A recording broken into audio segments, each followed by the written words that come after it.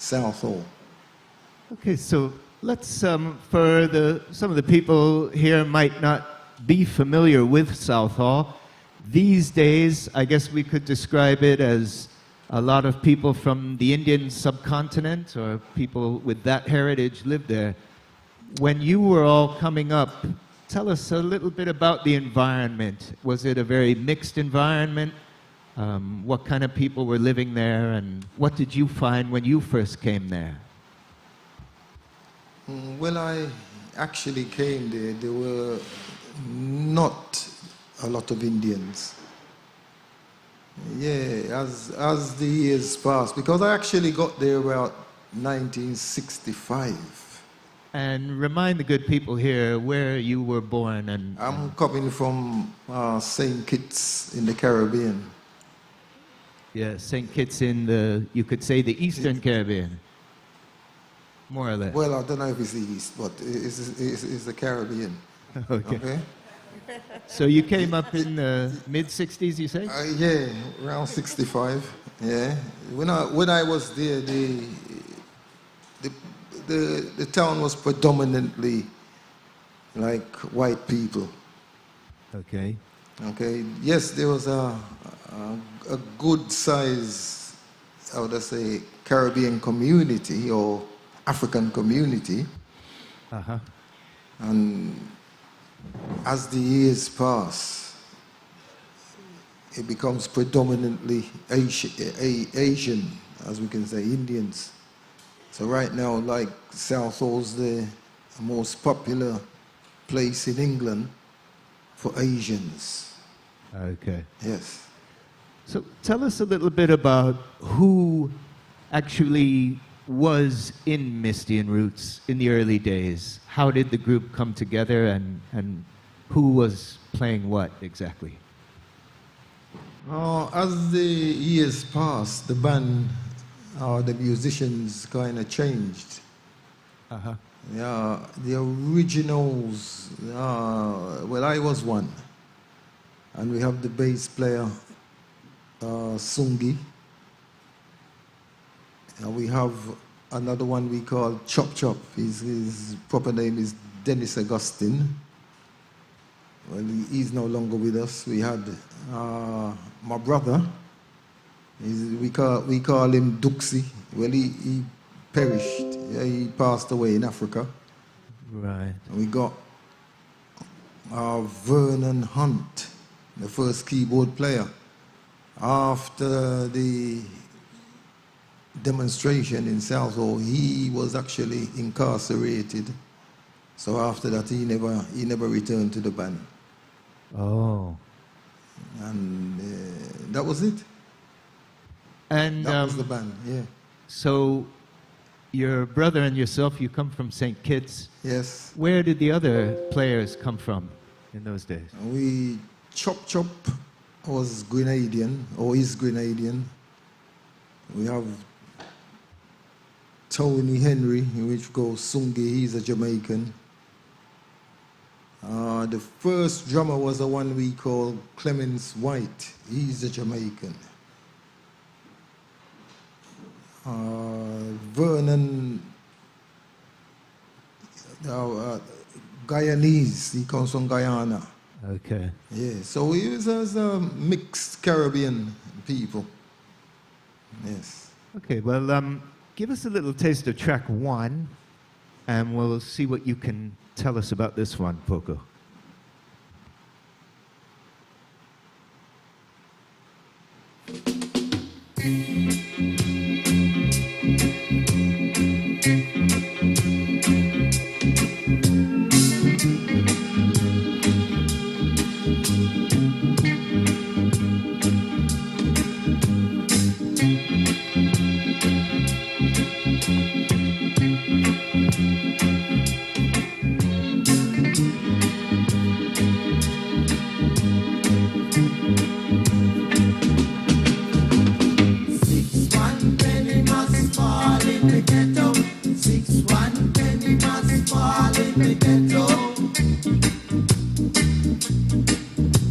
Why worry? 6 1 penny must fall in the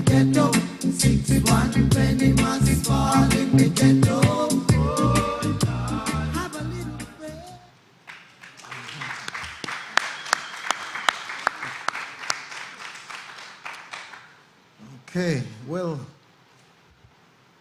you see, we were making music long before we made this one, because we used to kind of make what we call specials, dub plates, because we used to have a sound system. Oh, So- yeah? Yes, I. What was the sound system called? The sound system, we used to make dub plate for a song called Meritone. Okay. Right? That was a Meritone in our. There's many Meritones, but this Meritone was from Southall. Okay. And our sound was called Warrior. Oh. Yes, so therefore we used to go to the studio and make what we call dub. You see?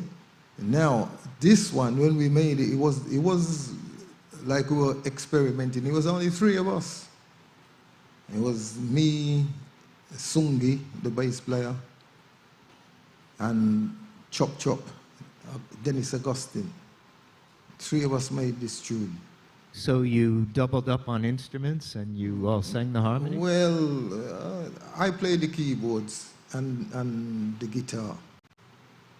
Chop Chop played the drums. And Sungi played the bass and the picking, you know. So therefore, it was 3 of us and we did the singing. That's how that music came around. And Poco, again about recording that plate for local sound systems. And later, did you never release as proper records those tunes, the dub plates? No, because it's what we used to call special. You know what I mean? They were only for sound. We never choose to. Well, I don't even know what happened to most of them. Okay. But this one, we actually decided we're gonna make a record or put out a production. That was our first record. And isn't Chop Chop normally the guitarist? Chop Chop was a guitarist, yes, but he also could play the drum. So I'm astounded to hear that it was just the 3 of you making that record and that you were not playing the instruments you're known for. Well, it ain't a secret now. It's 3 of us. Okay. Yes. And already the sound is very distinctive. It's a very Black British Caribbean sound, I guess you could say. What were you aiming for when you made that record and those other records from that period? Well, at that time, we were trying to see if we can make a record that can sell. You see, so when we put out that one, we say, all right, people like it, you know? And from there, we started to try make more music. That's what we're trying to achieve. We were trying to achieve to sell music. Yeah. Go ahead, John. Poco, when you were young and back in St. Kitts, was Calypso and Mento the music you grew up on? I grew up on Calypso. Not Mento. And did that influence go into your early music or earliest? Well, yes, of course. It influenced a lot of us in the Caribbean, the Calypso. Because, you know, my parents' generation, they used to listen to the Calypso. Yes. You know what I mean? So then I had a load of Calypso. Or my father had a load of Calypso. So Yes. I grew up mainly listening to Calypso. Right. And didn't you also back Nicky Thomas in the early days? Nicky Thomas, yes. We backed Nicky. Yeah. What other groups were you backing in that No, time? we never backed no one else. We never Just backed, Nicky? Just Nicky. Was that enough? Well, it was a strange thing. Nicky heard us because Nicky used to come to our town. And we used to have a record shop. There was a record shop in the town, you know, and he had a basement and we used to practice in the basement. Nicky used to come, well, Nicky was a character. While he was there in the record shop, because they used to have like cards, dominoes, and drinking, you know, man, like like a little tipple. And he come downstairs when we're playing, and he used to come around and say, "Oh, you sound like that and you sound like this," you know, and give us some advice. And gradually, he asked us if we play for him in that way. You know what I mean? So yeah, so we did a few shows, probably a year, a couple of years. Yeah, done a few sessions with Nicky. Okay. Now, when you released that first record, first of all, so the title is 6-1 Penny. What did the title actually mean, and what's the song about? Well, if you listen to the tune, the actual 6-1 penny, 6 pence. Them days you could have get, we say, half a bread, half a loaf for 6 pence. So therefore is based upon, well, sorry to say, prophecy, the Bible. You know, we were saying, well, them days we were trying to look at the being conscious, coming into the enlightenment. I was saying, well, there's 6-1 penny. If the birds, it's like what they call the Jesus story, the Sermon on the Mount, where he's saying, well, look at the birds. They neither sow nor reap, but they are not starving. So how comes man starve? So we're saying, yeah, well, somehow you must get 6 pence to buy even half a loaf of bread. Okay. That is the structure of 6-1 penny, yes. Okay, so it's about struggling to survive in the ghetto. Struggling to survive, or we must survive. Gotcha. Yes. Thank you. Now, when you released that record, you released it on a label called People Unite. And you weren't just recording Misty alone. So let's take a little listen to a bit of track 2, and we'll see what you can tell us about this one.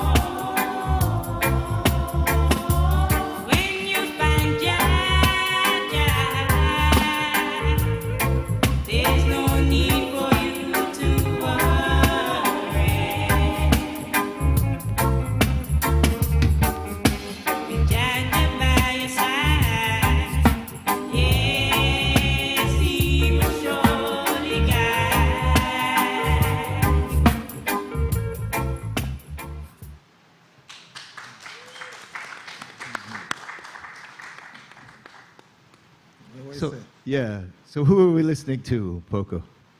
I think that one is Jennifer. Jennifer Romeo, I believe. Indeed. Yes. Yes, we were trying to build a record label, a proper record label. So we were recording different artists in that time. And how did you come to be working with Max Romeo's sister, Jennifer, exactly? Well, tell you the truth, I think she come from the same area as the bass player, Sungi. And we're connected in many ways, you know what I mean? So she and her husband and everybody, we were just friends in that way, you know, and she's an artist, so we encouraged them. You know, we started to record, as I said, different people. Jennifer was one. Okay. Well, so in that case, give us a taste of track 3. And this is another connection, and we'll see what you can tell us about this.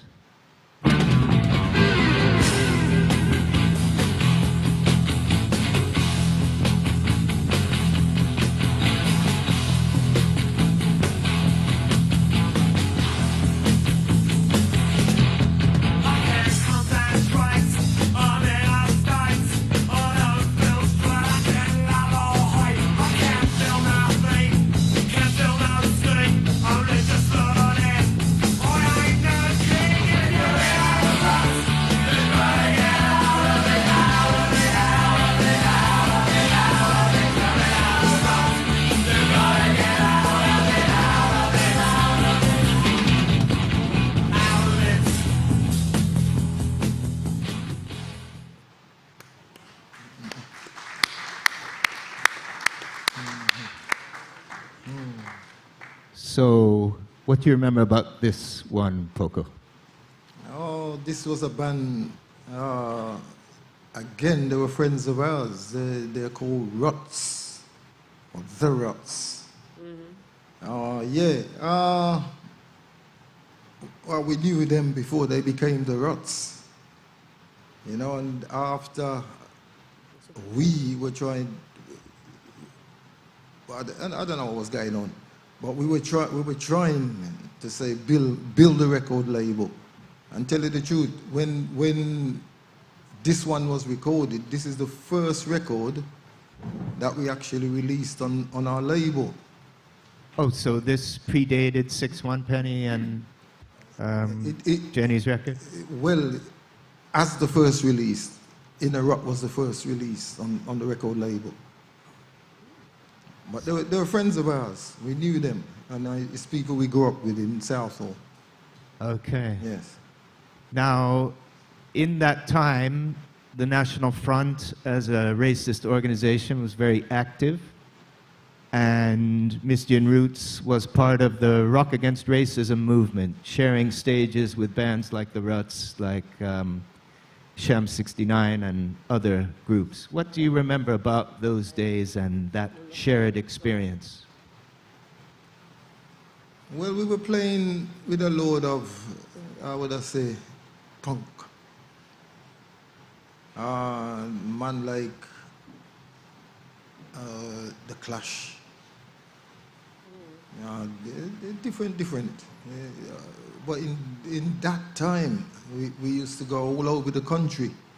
And most of the shows we were doing, the concert we were doing were called Rock Against Racism, because the kind of climate was black and white unite, you know, and the punk music and reggae music can come together and we can play.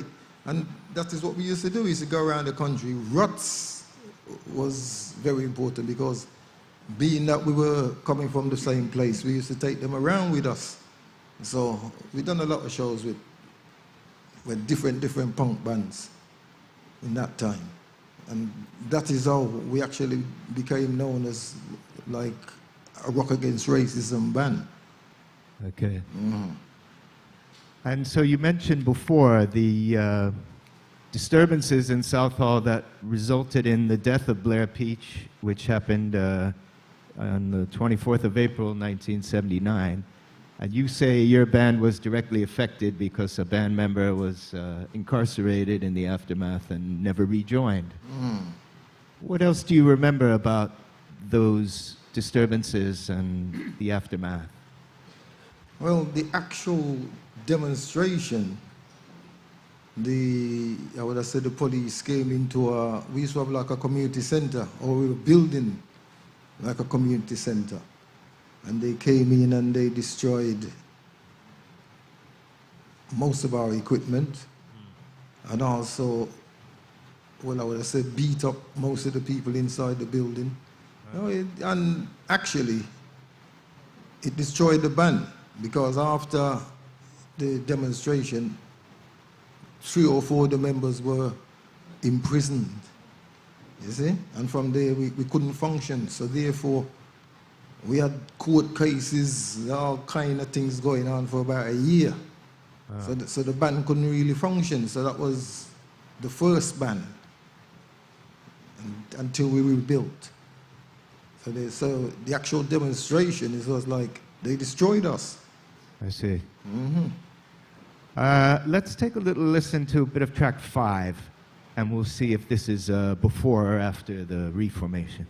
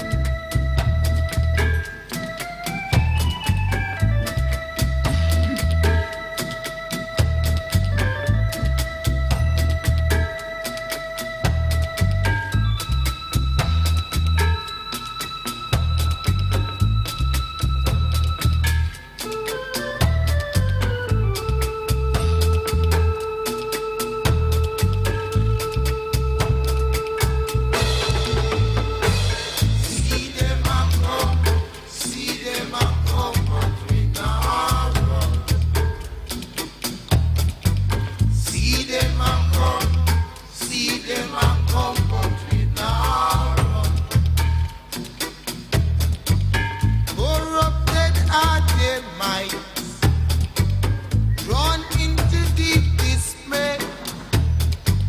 The silhouettes of sin.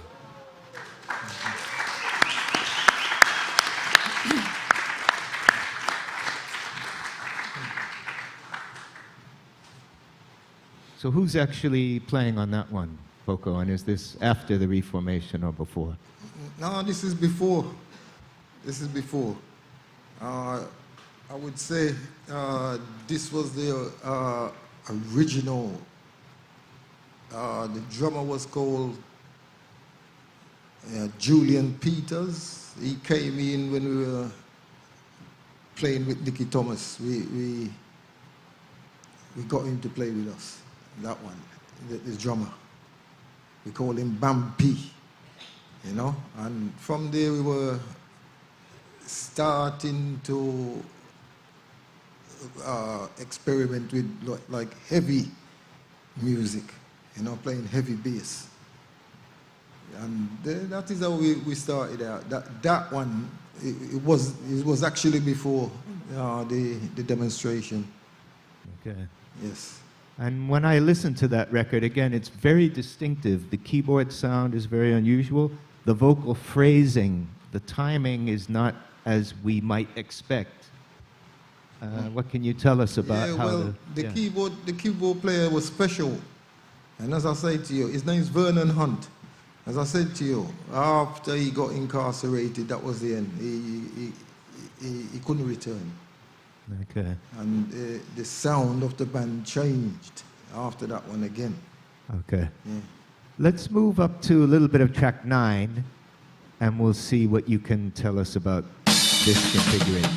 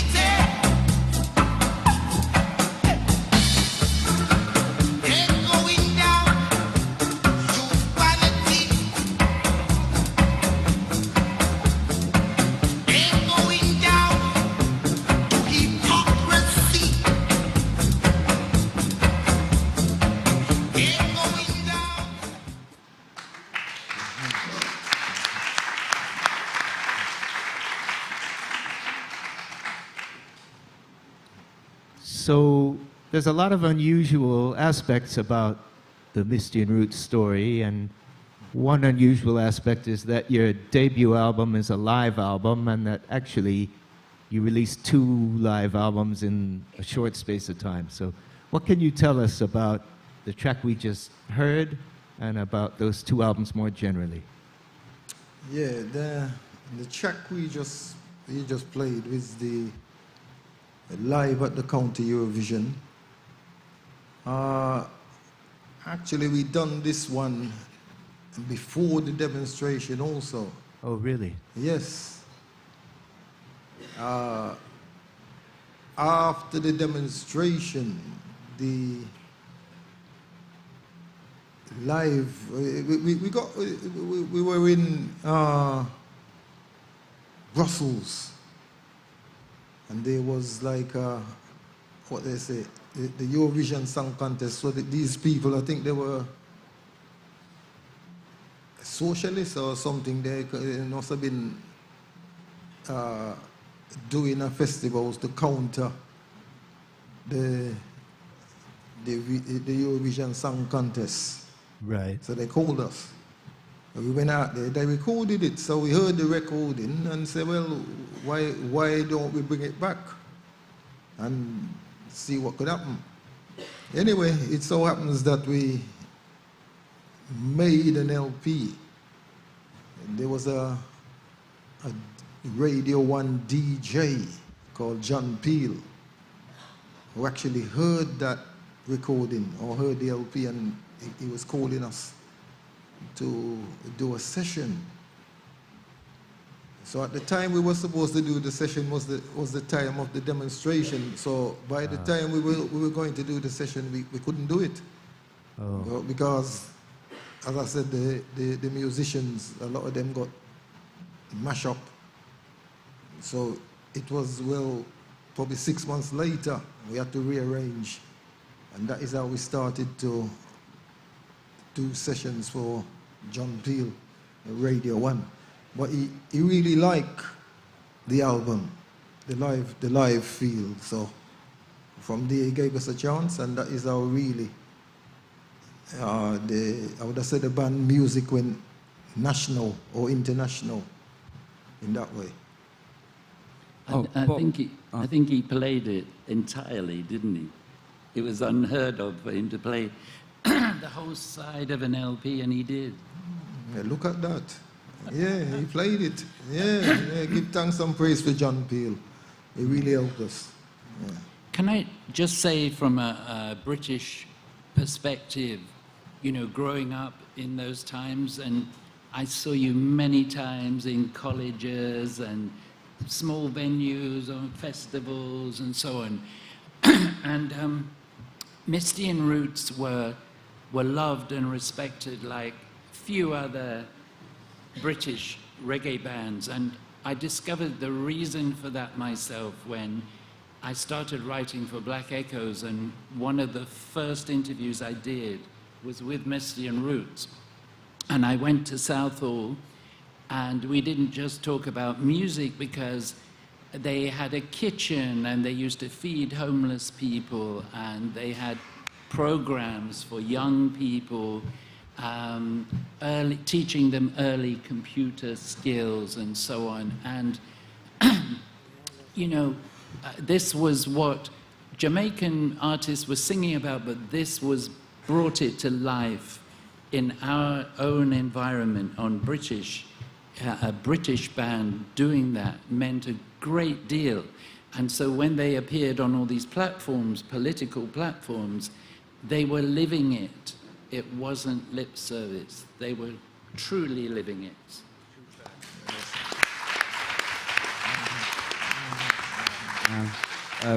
Poco, I have a couple of questions. One, that particular choice to release 2 live recordings done in other countries, as in Belgium and in Sweden.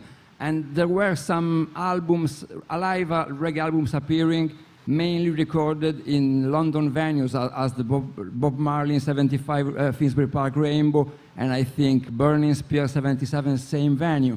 So why you had the idea to use that particular material? Because it was strong. Well, as I said, we was playing that particular set at that time, and just because it was recorded, we decided to release it. We never had no kind of plan. There was we didn't plan nothing. But because we were setting up our record label, so we just wanted to put out music, and we chose to put out that recording from Belgium, and give thanks and praise because it served us well, you know. So we never planned. The Swedish recording was a different thing. Yeah, we heard that one and we thought it was all right. So why not put it out?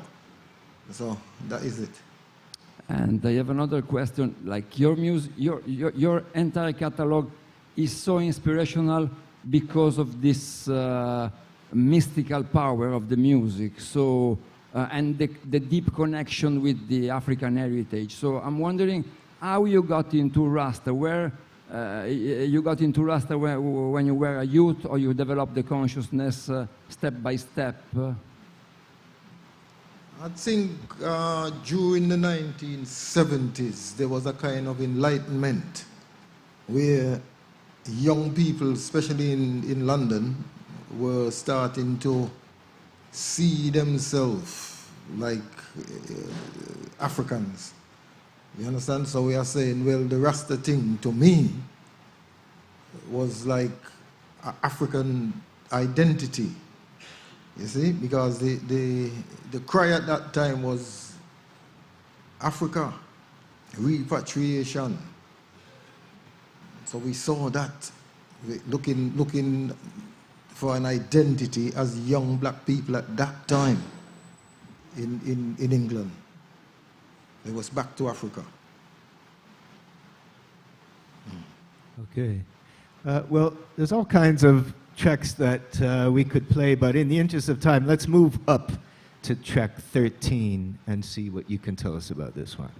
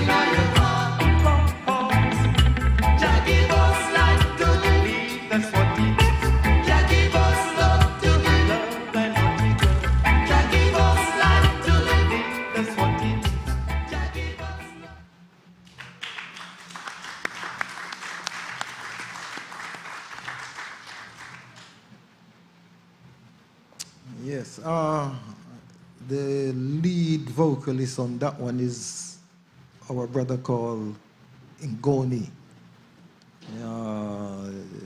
Mackay. Well, unfortunately, he's no longer with us. He's passed away. So, give thanks and praise. You know, he done a good work, and we are happy to have been part of his family while he was here. So give thanks and praise.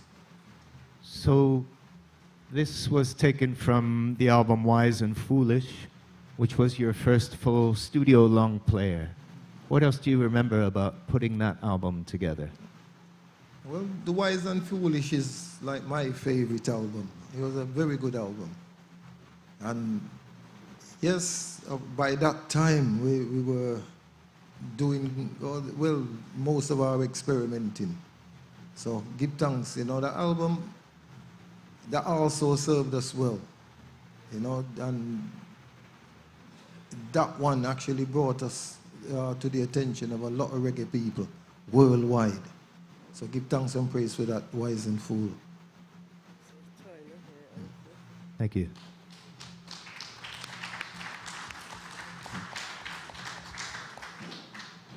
Poco, how important is it for you to own your own music?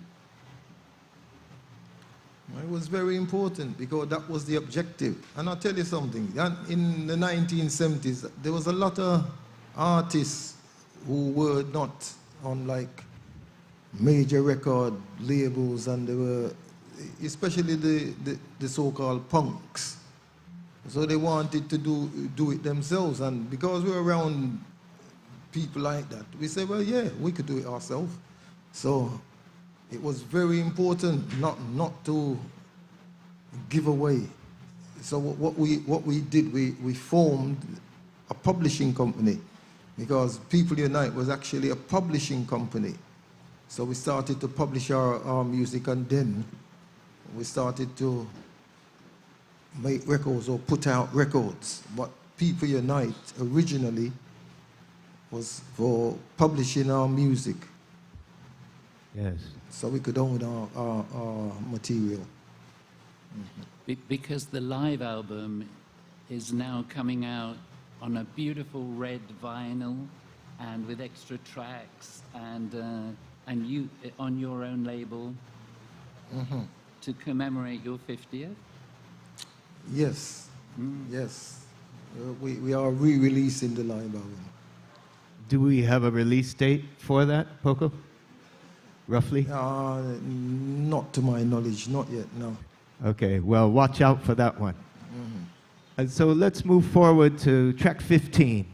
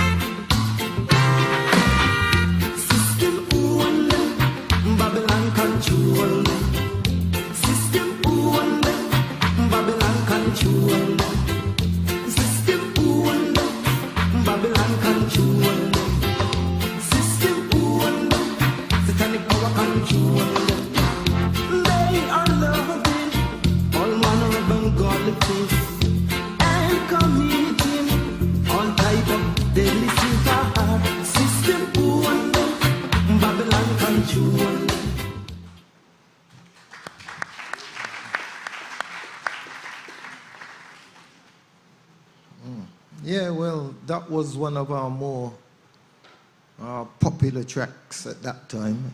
It actually did something. It almost made the top 50 in the British charts. Uh-huh. I so believe. So, again, that was Ngoni on the lead vocal.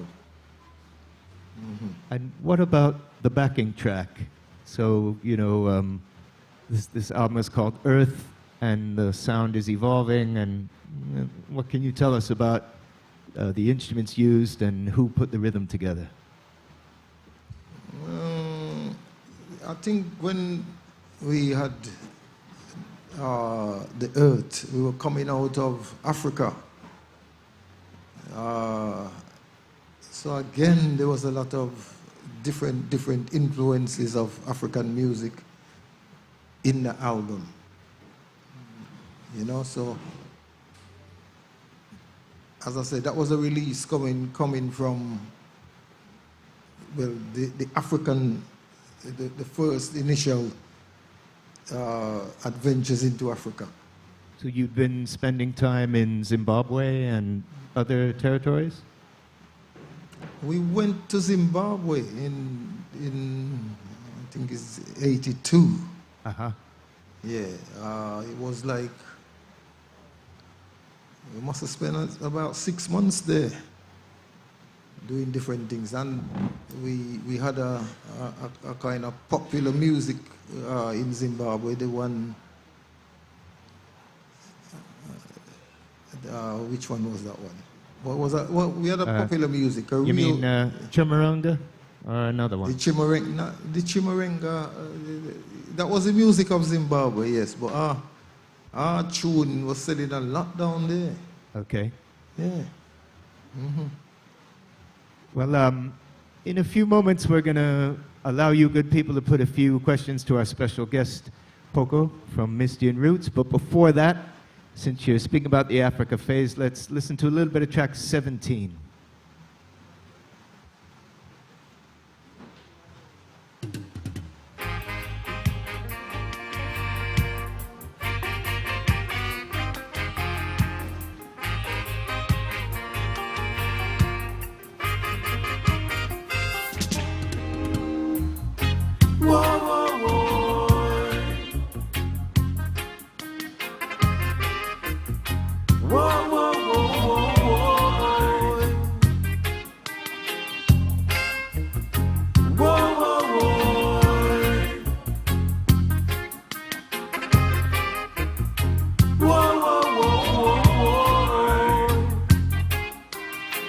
Yes, I know of a place way down south in Zambia.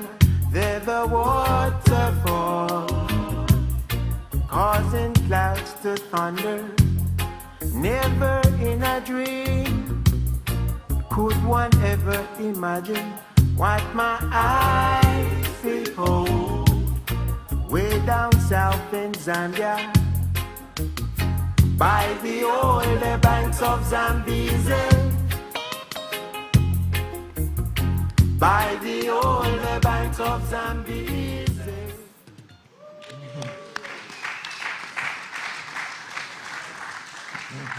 Well, okay, well, that one, the lead vocalist was Duxie.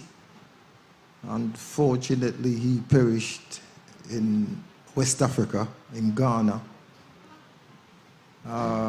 Yeah, it's about the, Musatunya.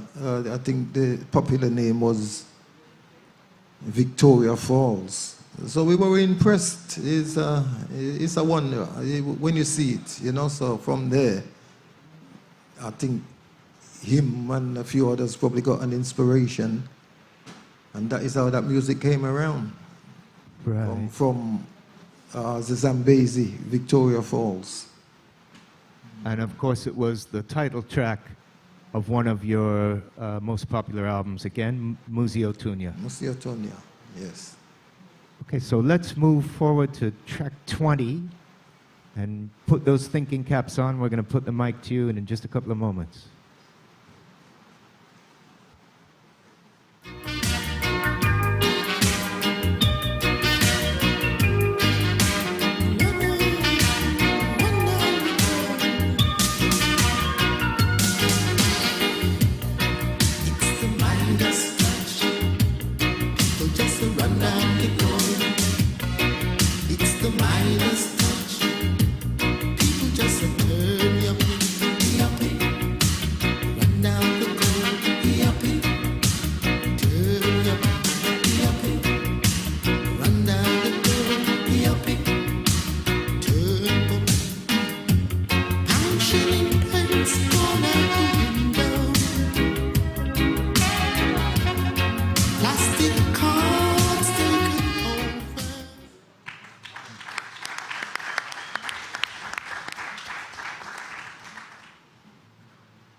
Okay, well, that was the time of the yuppies. And it was like a prophecy, you know, because right now, when we're talking about plastic cards taking over, I think we knew it was coming. Nowadays, you don't need cash.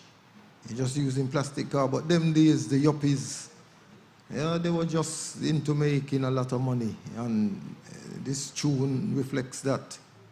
You know, we call it the Cougar Run, looking for South African gold. You know, so that was the inspiration for that one. The yuppies, the Midas touch. Yeah. And so that was taken from the album Forward. Now, every other song that we've played and every other release, aside from the Misty Over Sweden live album, everything came on People Unite. But then Forward was on a label called Kaz. Was there any reason for that? At one period in in the time, we was working with some people, Kaz Records, so it was a partnership. Okay. With these people. But after that, everything went back to People Unite. Okay. Yes. So we're just going to sneak in one last track before we get the roving mic out. So hit us with track 21.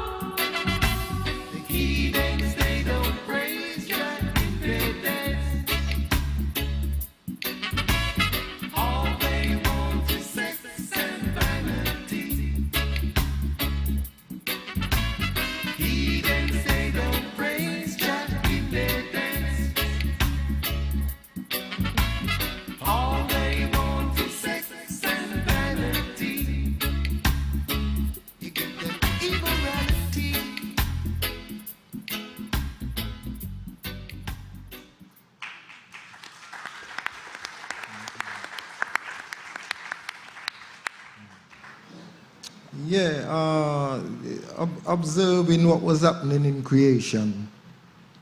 That one was, well,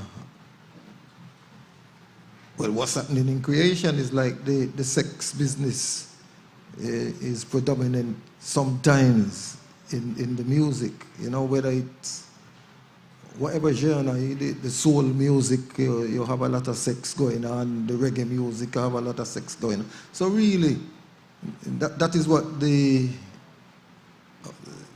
how would I say, I don't know who, but somebody is pushing it, you know, and really, we should be more spiritual. That's why I see it, you know what I mean? The sex business, yeah, there's a place for it, you know? Yes, I hear you. Mm-hmm. So do we have the roving microphone ready for our... yeah, go ahead. And Poco, this song is taken by an album named Roots Controller, and I think it's the only case it's not released by yourself, because it's on a very important label named Real World, that it's been founded first by Peter Gabriel, so it was another experience. Can you tell us something about that? Yeah, we knew some people working with them, and we were doing some concerts for them. At the time, they were called the WOMAD. So we're doing some WOMAD festivals. And then, yeah, we went to Bath, I think, Peter Gabriel's studio, and we recorded a few tracks. And of course, the reasoning took place, and we say, all right, we put it out, and we try to, well, as they say, send it out in the creation, you know, and that's how we had it. And we also put it with a few of the live music, and we let them push it, because they had more power, you know. Okay, thank you. So we've got time for a few questions for our special guest, Poco from Misty and Roots. We've got the roving microphone ready, so who would like to be the first to put a question to Poco in the house? Yes, question at the back there.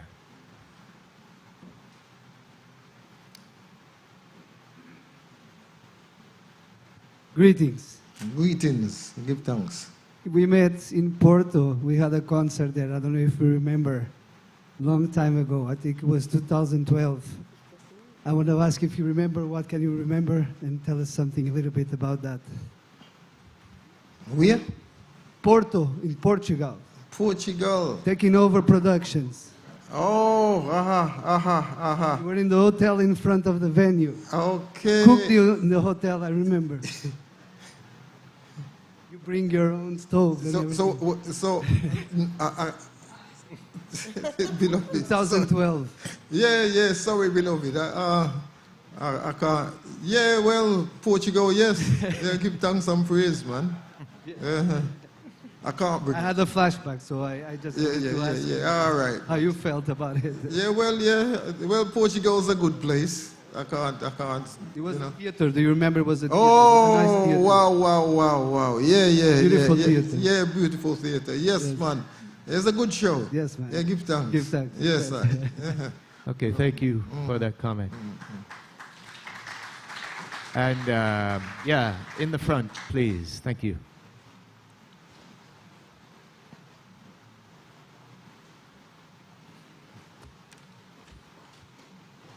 Hi. I would like to know a little bit more about your giving back to the community, because I think that is very important, and it's one of the reasons, as you said, that made you very popular amongst the community and so on.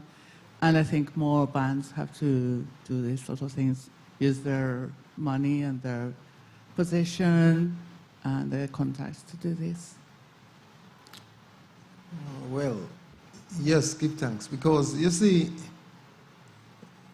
in the 1980s, the end of the 70s, we were trying to make a community kind of center where we can, as my friend here said, help the young people And we used to have a kitchen where we cook, and who don't have nothing can come in, like some of the down and else in the community come there.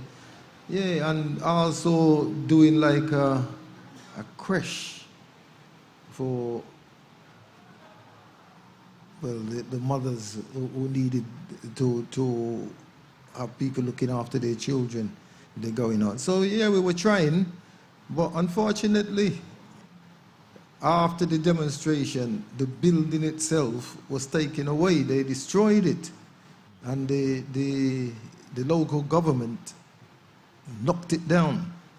So we never had a chance to rebuild it, and that was the end of that at that time. But still, we tried to help, like young musicians.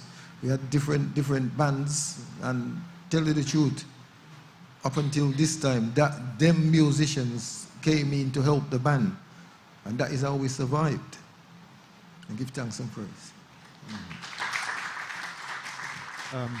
Yeah, just to add to your question, I can remember in the mid-1980s in Southall, Clarence Baker, the manager of Misty and Roots at the time, was still running computer workshops for young people, trying to, giving them really valuable skills and training in a developing industry for less fortunate youth in that area.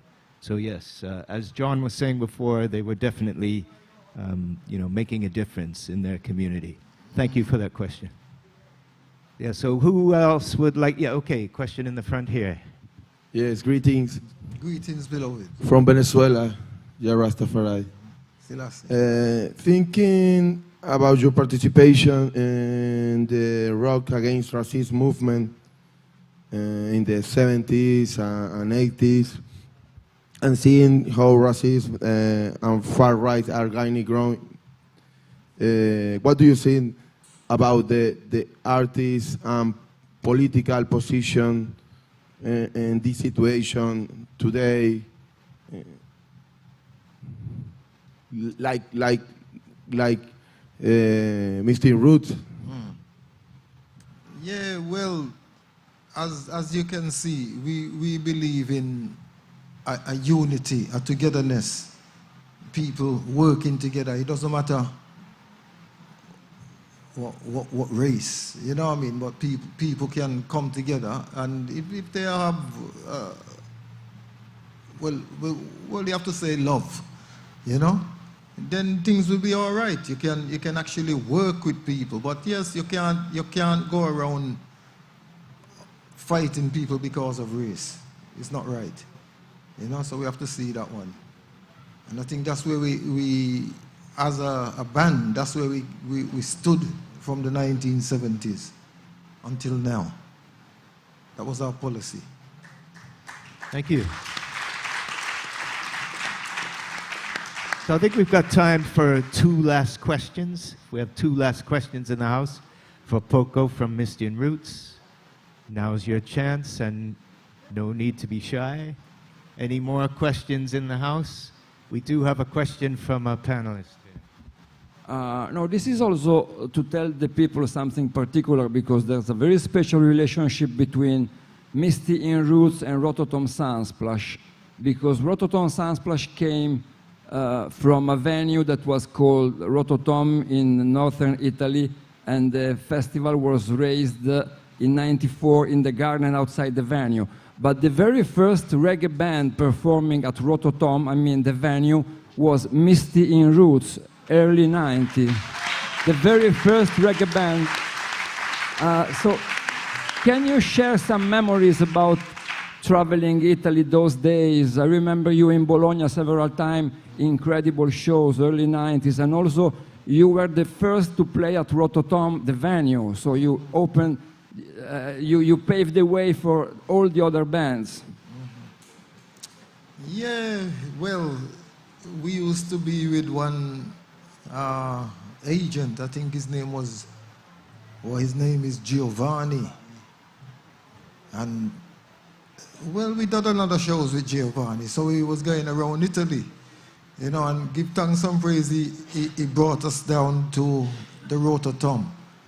And yeah, was a very nice place because we ended up going to Venice, going around the area. You know, it was very good. It was very, yeah, man. Give thanks and praise. So, and give thanks and praise to the people of Rototom. I'm glad to see they have survived and they're doing something. It's a great work.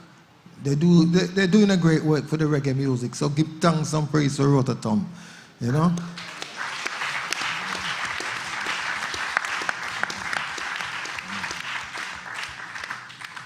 Thank you.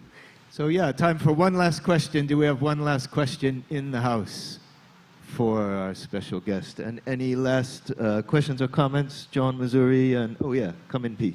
Yeah, if the audience is not asking anything, I have one question. Misty and Roots is considered like one of a group of black British reggae bands. Was it a deliberate decision to say we don't want to play reggae like, for example, Jamaican bands? We want to put in our own identity, or did they just come about because you were British? How you know, what made you British as Misty and Roots? Well, the funny thing is we never planned to sound like a Jamaican band. We developed our own kind of sounds, and a lot of people point the finger and say, oh no, you're not playing reggae or where, you know? But yeah, it's our music. So we developed our own style of music, and that is what we use up till now. We play music. We don't follow. We create. Although we give thanks for the Jamaicans, because if it wasn't for the Jamaican reggae, we wouldn't be here. You know what I mean? Because it's the Jamaican reggae that inspired us. So, but saying that, we develop our own way of playing what we play. Give thanks and praise. Thank you. Now, we're going to take a brief break. We'll be right back here at 7 p.m. for our second and final session today at the Reggae University, and it is entitled Tales of an Exile, Tikin Jafakali in Conversation. So do not miss that. It's a very intriguing session. Tonight on the main stage, 11:30 p.m., Misty and Roots. One more time, big up Poco from Misty and Roots and John Masouri. Thank you. All